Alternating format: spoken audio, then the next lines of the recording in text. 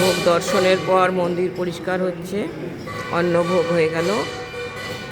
ভোগ প্রসাদ পাবার পর আপনারা জগন্নাথ দেবকে দর্শন করুন।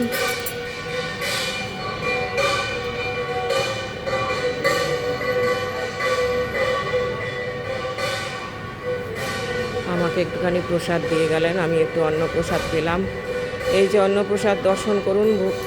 অন্ন দর্শনে, ভোগ দর্শনে রোগ মুক্তি হয়।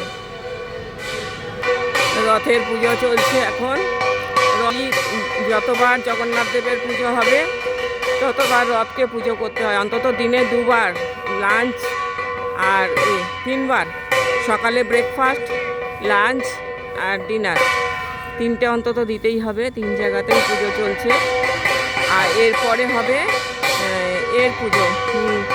রথের পিছন দিকে হবে যত নেগেটিভ শক্তি আছে তাদের পুজো, তাদেরকেও খেতে দেওয়া হয় প্রতিদিন, প্রতি সময়। দেখুন যে জগন্নাথ দেবের রথ,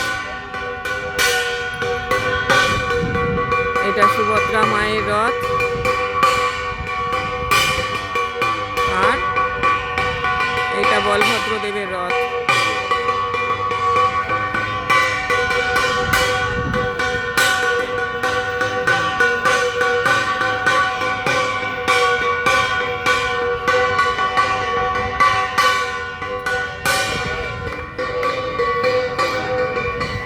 আর এই যে হরি ভাই ঘন্টা বাজাচ্ছে, খুব ভালো মানুষ।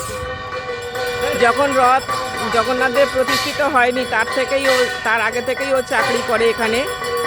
ও দুর্গাপুজোর মানে সমস্ত জোগাড় ও দিত, ওকে করতে হতো। খুব ভালো মানুষ।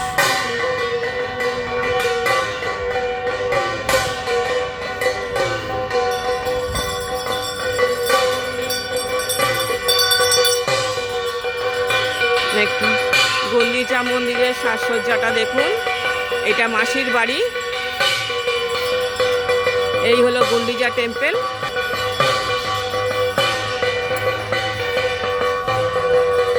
এখানে এখন উনি আছেন। জগন্নাথ দেবের মাসির নাম হচ্ছে গুন্ডিচা।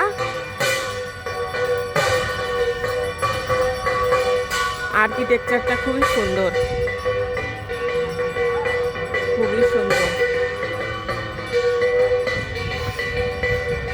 এটা হলো সামনের দিক।